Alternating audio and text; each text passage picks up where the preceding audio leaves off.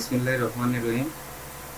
Khulna city কর্পোরেশনের সাবেক সফল প্রথম mayor, Khulna chamber of commerce ইন্ডাস্ট্রির সুযোগ্য সভাপতি, খুলনা মহানগর আওয়ামী লীগের সিনিয়র সহসভাপতি, আমাদের এলাকার গর্ব, আমাদের সকলের অভিভাবক, আমাদের ব্যবসায়ী সংগঠনগুলোর অভিভাবক জনাব কাজী আমিনুল হক আমিন সাহেব চিকিৎসার জন্য থাইল্যান্ডের হাসপাতালে ভর্তি আছেন।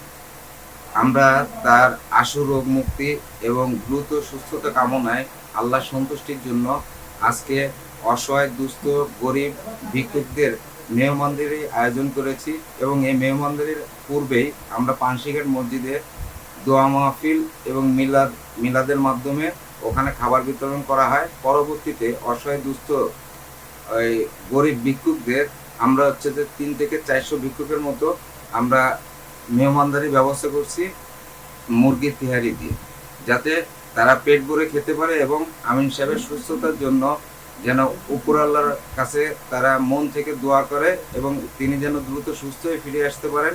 এই উপলক্ষে আমাদের আজকের এই আয়োজন।